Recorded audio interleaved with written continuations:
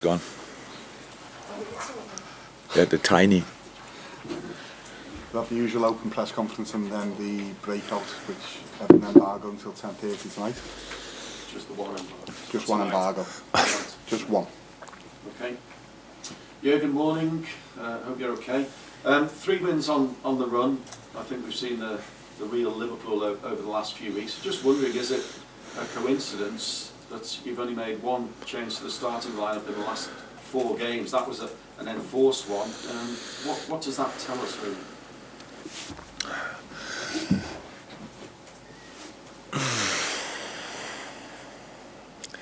So a couple of things. We didn't change,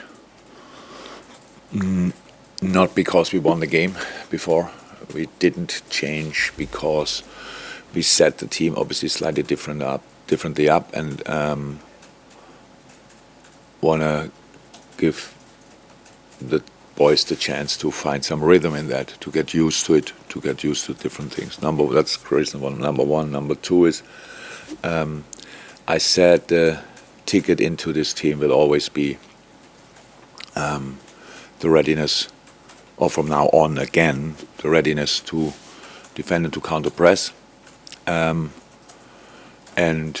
I liked a lot of that, what I saw. And if you say that, then you have to give the credit for it as well. So you can buy the ticket again if you want. But I have to say that what it created as well, a situation in training where the boys who didn't start showed properly up. So we could have changed quite a lot, because they really knock on the door, which is good. And the main difference is we have time to train. So and if you have time to train, because then all of a sudden everybody can show up. Because if you say training is as important as games, it's true. But in a normal week with 3 games, you have recovery where only parts of the team, but only the guys train who didn't play the day before. The next day, second day recovery for the guys who played, and the other boys do a little bit more. And then you have one training day in a long week, and that's not a session where you should. Which should be that intense. So, a couple of reasons. So, but I liked the big parts of the game, of the games. Not all of it, of course. Especially Nottingham, I think, around the set pieces that looked really not cool. But that's something I said after the game. It's difficult to prepare for that, because nobody can throw in like Niakate, and nobody in our training session will fight for the ball like Nottingham Forest did. I would want to avoid that. Otherwise, you have injuries after a set piece in training. So that's it. That's the reason, pretty much, why we didn't change. I'm sure to turn around this weekend. Then Liverpool have a great home record against Tottenham. I think it's only 1 defeat in the last 28 at Anfield. But what have you made of the goings on at Tottenham in recent times with the change in manager? They certainly showed spirit and character against Manchester United to come from 2 down. Yeah, look, this is obviously a season where a lot of things were difficult for a lot of teams. We had our problems. Chelsea has their problems. Tottenham has their problems. So it's like, it's not cool for us, but it opens the door for other teams. So all of a sudden it can look different. So Champions League spots are there to grasp for other teams, stuff like this. So that's it. But little mistakes during a season can cause massive problems, have big impact, can have a big impact. So, and I don't know at all anything about Tottenham in that department. But when you saw last night, the team they have is still absolutely exceptional. So what they could do, why it didn't work out, I have no idea. I will be prepared for the best possible Tottenham side. They were for some years, by some distance, the best counter-attacking team in Europe. So there were moments when you lost the ball. They only had to find Harry Kane, and the next moment Son was in a 1-1 situation with the goalie. So they had no clue how to defend that properly. The best way not to lose the ball.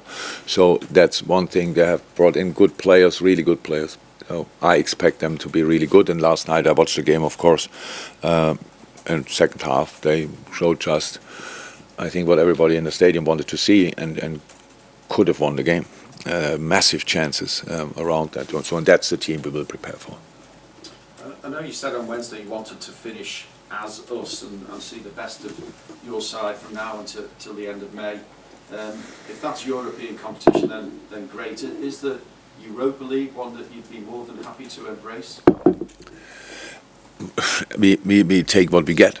So that's how it is. What do you mean? It's not that we started the season and said if we could qualify for European League, it would be fantastic. But the season taught us a few things, and that's absolutely fine. If it's European League, then it's European League. Absolutely fine. So it's how I said. But that, for what we qualify is not in my. That's not for me so interesting. I want to create a basis that we qualify for the best possible scenario, pretty much. So squeeze everything out.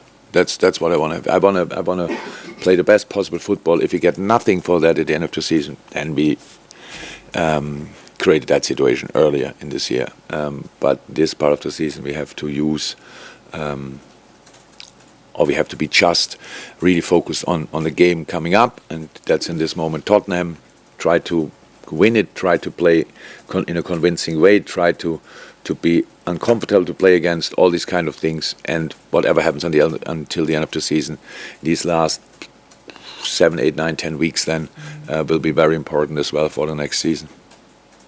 Fraser? You mentioned players coming back there and sessions and more players on the sidelines ready to come back in. How are we looking in terms of new players coming back to the squad now after injuries and what have you? Ibu will be back. I guess Nabi will train today. Didn't get the medical report yet, but probably.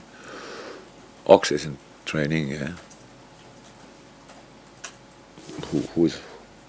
So no one else. So we have a couple of players out, but everybody knows about them. But on top of that, from the last game, Diogo got a bad knock in his back, but should be all right. We will see how that developed. Apart from that, we should be okay. And in trying to prepare for a game like this, given everything that had gone on at Spurs and yet another new manager in charge, does that make your job all the more difficult when you're trying to figure out what to prepare for? Last night I played a similar system, or the system they played now, more or less for a while already. In general, I think the mentality boost, whatever, that's clear that it will come in the second half. Last night helped definitely. This game could have gone either way. They could have lost it in the first half, but they could have won it in the second half. They had the biggest chance, a massive chance before United scored the 2-0. That could have been equalizer. So that's how football on highest level is. Yeah? So it can always go either way. No, more difficult. Well, how I said, I watched last night, and I think most of the players who will play against us played in that game as well. So that's what we prepare for. Jürgen, with Tottenham against Newcastle, you've been involved in those high-scoring matches with Liverpool. When you watch it happening to, say, another team and the speed in which those goals were scored, does it make you appreciate what you have achieved in those high-scoring games more when you watch it being done to someone else? Can you kind of, because when you're involved in it, you're involved in the moment of it, so when you're watching it from behind the screen, does it make you watch in disbelief, or does it make you watch like, oh wow, or do you think, well, we've done that and how hard it really is?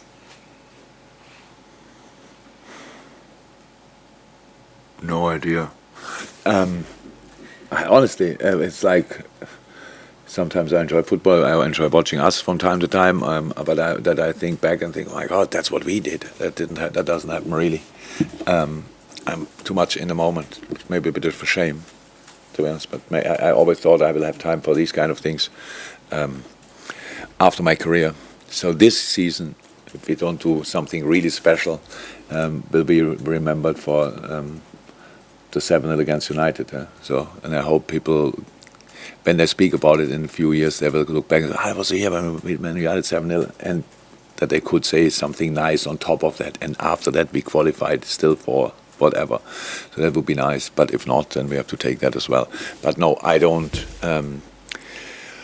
We did what we did, and for a long period of time, it was really good. And even this year, we had some absolutely good moments. But in general, what we lack this year is consistency, and that's what we have to change, and that's what we are working on. James? Jürgen, the current run you're on coincided with Curtis Jones being in the team. He's had 5 consecutive starts. It's his longest run of the season so far. So just wonder if you could talk a bit about the impact he's made on the team and what your thoughts are. Yeah, that he has now 5 games in a row is obviously great, but it didn't look for a long time during the season that these kind of things would be possible, because we spoke about it. He was really had a freakish injury, but it is anyway. We had to be super careful with him, super careful with him. Even when he was back in training, he was not allowed to train and have a normal training week, which is that time. And Curtis came back in the team. We were still involved in European football. Means we don't train properly. That makes it really difficult for players who come back to get up to speed. It was really super difficult to organize. But there was a moment when he was allowed to, when he could train again and normal, and it was pretty quickly clear that the sessions he had around our sessions were obviously from a physical point of view really good, because he looked ready pretty quick, and now you can see that. And that Curtis, it's always with the boys from the own academy. People fancy big transfers, stuff like this. So it's like if a player, our own academy boy, plays good football, then that's okay. But I would prefer bringing him in. So I'm really happy for Curtis that he could show up now again, and he is was always only in the squad because he has real quality. And now you can see it, obviously, that he is good on the ball, safe on the ball, which is super helpful, and defense extremely good, which is even more important, and because they are all good footballers, and he deserves that spell, definitely. He really deserves that. He has had a tough time to go through, and it's hard if you don't feel really injured, but everybody tells you are, and you are not allowed to do this and do that and do this and do that. That's really hard, especially for a young man, and he got through this and is now in a good shape. That's it. Carl? In a season of ups and downs, how satisfying and reassuring is it, the level of consistency you now seem to be getting? It's for me too early to speak about consistency. For me, winning 3 games is not consistent. It's good, but it can only be the start of something, and it's about consistency you show in performances even more than in results. And for the outside world, it's the result, but for us, obviously, it must be the performance, because that's what we work with, and I'm happy with that in the moment, because in all the games, as different as they were, I saw a lot of things we want to see in the games, and that's then really good. That's really pleasing for the coach inside, that these things are still possible, and that's good. But then the opponent requires different things. What we have to do, we cannot just we want to focus on us, and that's what we do. But we cannot ignore the quality of the opponent, so we have to be ready for that as well. And there's always something to improve, and that's fine. And that's what we try to do as well now. And that's it. I'm absolutely okay with the moment, but it's not that I already trust ourselves that much that I say, that's it now, we are out of the woods, because this season gave us a few lessons I didn't want to learn, but I learned, and so we have to stay super focused, we have to be super aggressive, angry, greedy, whatever, show that the most important prize in football is the 3 points at the weekend or midweek, whenever you play, in the next Premier League game, and that's all we have to be focused on, and I hope we can show that Sunday. More to be open before we move on? No? Good. Move on to the embargo. Andy?